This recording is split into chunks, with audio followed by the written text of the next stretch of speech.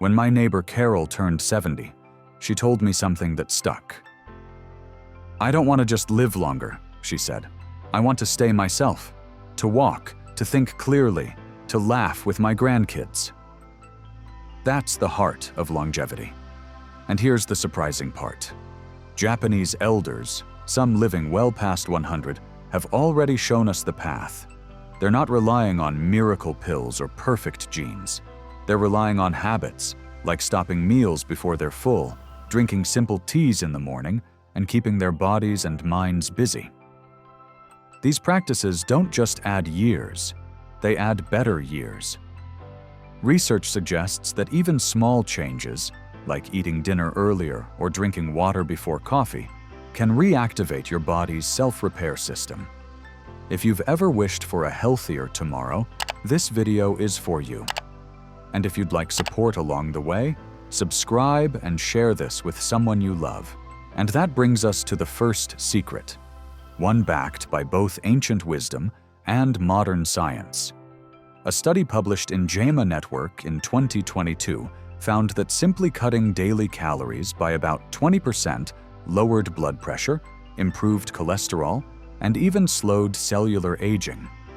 That's powerful proof that less can truly mean more when it comes to health. In Japan, this idea is called Harahachi Bu. Stop eating when you feel about 80% full. It sounds simple, but here's the science. When you overload your plate, your body stays stuck in digestion mode. That leaves little time for your cell's natural housekeeping, a process called autophagy, to switch on. By stopping a little earlier, you give your body space to repair, clean, and renew. I think of Mrs. Linda, a 68-year-old in Florida, who once laughed about being part of the Clean Plate Club. She always finished every bite. But after hearing about Harahachi Bu, she tried a small shift, putting her fork down while there were still a few bites left. 3 months later, she noticed something surprising. Her blood sugar readings were steadier, her energy picked up in the afternoons, and she was sleeping more soundly through the night. She didn't feel deprived. She felt lighter. So how can you try this without feeling hungry? Start with a smaller plate, or tell yourself you'll stop eating when just 2 or 3 bites remain. Your body often catches up in 10 minutes and realizes you're satisfied after all. Do you find yourself eating until your stomach feels stretched, maybe just out of habit? What if tonight you stopped a little earlier?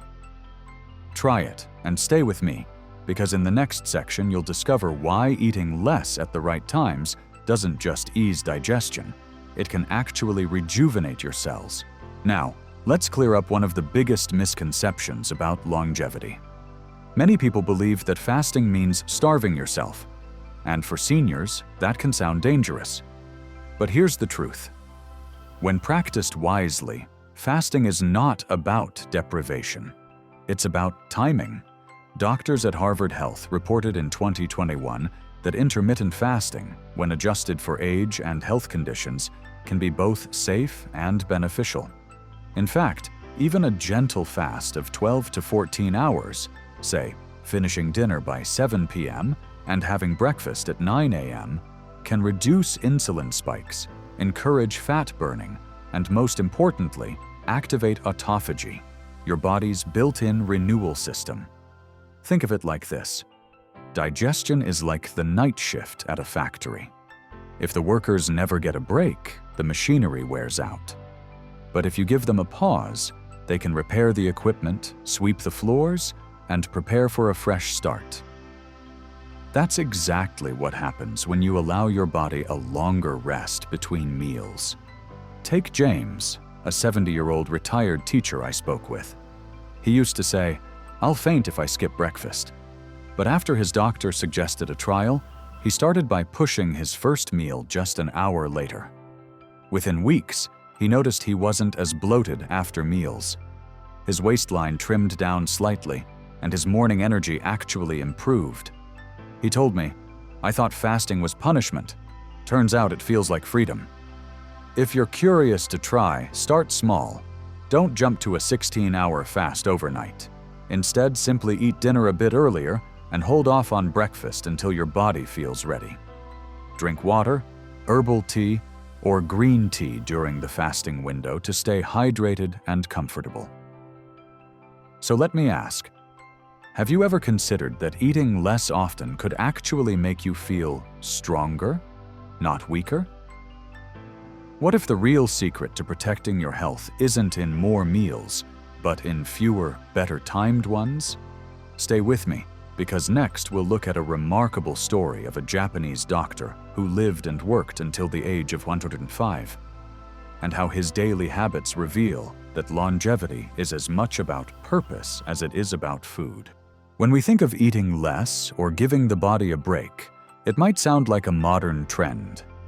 But in Japan, one man quietly lived this principle for over a century and showed the world what it looks like in real life. Dr. Shigeki Hinohara was already a legend in medicine.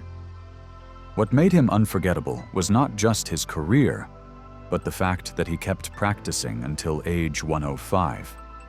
Imagine that, still walking hospital halls, writing books, and giving lectures when most people his age had long retired. His lifestyle was astonishingly simple. He avoided heavy meals, often skipping lunch altogether. He climbed stairs instead of taking elevators. He kept a daily schedule filled with patience, writing, and teaching. When asked about his diet, he said, "Eat to live, don't live to eat." That one sentence carried the weight of a lifetime. But here's what's remarkable. His advice wasn't only about food. He believed that staying busy, having purpose, and keeping curiosity alive were the real medicine. Don't retire. If you must, retire later than 65. Keep working, he once told reporters. And science agrees. An AARP 2022 report found that seniors who remain mentally and socially engaged lower their risk of dementia by nearly 30%. Purpose doesn't just lift the spirit, it protects the brain. I remember Carol, a 72-year-old widow in Ohio, who once told me she felt done after losing her husband. But inspired by stories like Hinohara's, she began volunteering at her local library. At first, it was just shelving books. Months later, she found herself laughing with children during story hour and feeling her energy return. "I didn't just fill time," she said. "I filled my life again." That's the hidden thread. When your days are full of meaning, your body responds. Less stress, better sleep, even lower inflammation. It's like the cells themselves sense that life is worth fighting for. So here's my question for you. What gets you up in the morning? Is it family, a hobby, faith, or serving others? Whatever it is, hold on to it, because a strong purpose is as vital as a healthy meal. And speaking of meals, let's shift to something more practical. In the next section, we'll explore the simple morning rituals, water, tea, and juice, that can gently wake up your body's repair systems before the day even begins. Dr. Hinohara's life reminds us that longevity isn't built on one single choice. It's the rhythm of small habits, repeated daily. And among those habits, how we begin the morning matters more than most of us realize. In Japan, mornings often start with something simple: a glass of water, a cup of green tea, or a fresh juice. These quiet rituals are not luxuries. They are signals to the body, saying, it's time to wake, cleanse, and renew. Science backs this up. Drinking water first thing in the morning supports circulation, digestion, and kidney function. A 2021 NIH review showed that even mild dehydration can impair memory and attention in older adults. Just 2 cups of water upon waking can make a noticeable difference in energy and focus. Green tea is another cornerstone. Rich in catechins, potent antioxidants, it's been linked to lower risk of cardiovascular disease and improved brain health. Unlike coffee, which can spike cortisol and lead to a mid-morning crash, green tea provides a gentler lift while feeding the body's repair systems.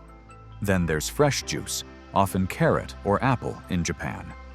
Carrots bring beta-carotene for eye and skin health, while apples add pectin for digestion and gentle antioxidants for the heart. But here's the nuance. Elders who enjoy juice in Japan often sip small portions, not oversized glasses. That's why their blood sugar stays steady, rather than spiking. I think of Evelyn, a 74-year-old in California. She loved her morning coffee with cream and sugar, but it often left her jittery. After her doctor suggested a change, she began starting her day with a glass of water, then green tea. Coffee became a mid-morning treat instead. Within weeks, her digestion improved, and she felt calmer throughout the day. She told me, "It was such a small change, but it made me feel years younger." So tomorrow, before you reach for the coffee pot, try this sequence: water first, tea or a small juice second, and breakfast last. It's a gentle reset button that gives your body time to activate its natural defenses. And as we'll see in the next section, what you choose for breakfast, or even whether you have it at all, can be just as powerful for longevity as these morning drinks. You've probably heard the saying, "We are what we eat." And it's never more true than after 60. The foods we choose each day can either weigh us down or lift us up. In Japan, dinner rarely looks like the heavy meat and potatoes meals we're used to here. Instead, their tables are filled with colorful vegetables, a small piece of fish, maybe a bowl of miso soup, and a side of pickled greens. Nothing fancy, just light, clean, and balanced. And that's one reason so many Japanese elders stay active well into their 90s. Let me give you a real-life picture. George, a 67-year-old in Texas, used to joke that he could live on cheeseburgers. But when his doctor warned him about rising blood pressure, his daughter suggested he try miso soup. At first, he rolled his eyes. "Soup isn't going to fix me." Still, he gave it a shot. Twice a week, he swapped fries for a simple bowl of miso and some steamed veggies. 2 months later, he was surprised. His digestion felt lighter, his blood pressure readings improved, and he even admitted, "You know what? This tastes pretty good." That's the beauty here. You don't need to become a sushi chef or eat seaweed every day. It can be as simple as adding a spoonful of sauerkraut to your sandwich, choosing salmon instead of steak once in a while, or picking brown rice instead of white. Every small swap adds up. And fermented foods, things like miso, kimchi, or even plain yogurt, do more than please your taste buds. They actually feed the good bugs in your gut, which calm inflammation and help your body fight off illness. So here's a gentle challenge. This week, add just one new plant food and one fermented food to your meals. Maybe it's yogurt with breakfast or roasted veggies at dinner. See how your body feels. Because every forkful is more than fuel. It's a message to your cells. And when you send the right messages, your body has a way of thanking you with more energy, less pain, and a longer, steadier life. Next, we'll pull everything together into a simple daily rhythm. The kind of blueprint you can follow without stress, and maybe even enjoy. By now, you've probably noticed a theme. Living longer isn't about miracle pills or chasing the latest health fad. It's about the quiet choices we make each day, the kind that feel almost too small to matter, but add up over the years. Eat until you're satisfied, not stuffed. Give your body a little break between dinner and breakfast. Stay curious, stay engaged, and keep a reason to get up in the morning. Start your day with water or tea instead of sugar and cream. Add more color to your plate with vegetables, beans, or a piece of fish. These are the very habits that kept Japanese elders strong into their 90s and beyond. And the beauty is, they're simple enough for any of us to try. Starting tonight. I think of it as a rhythm, not rules, not restrictions, just a rhythm that keeps your body's natural repair system humming. Skip the late-night snack, and your cells get time to sweep out the waste. Share a meal with family, and your stress levels drop. Take the stairs, tend your garden, or volunteer a few hours a week, and your brain stays sharper. None of this requires perfection, just gentle, steady steps. Mary, a 71-year-old grandmother I know, put it best.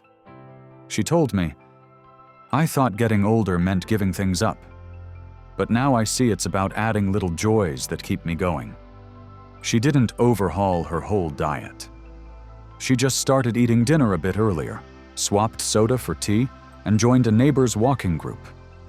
Months later, she felt stronger climbing stairs, and more importantly, she felt hopeful again. That's what this blueprint is about. Not living forever, but living well. Clear-minded, mobile, and independent for as many years as we're given. So tonight, when you pull back the covers, ask yourself, what's one small shift I can make tomorrow? Maybe stop eating a few bites earlier. Maybe put a glass of water by your bed. Maybe call a friend for a walk. Each choice is a gift to your future self. And if even one idea from this video gave you hope or encouragement, I'd love for you to subscribe and share it with someone you care about. Because protecting our health isn't just for us, it's a way of giving our families more time, more memories, and more love.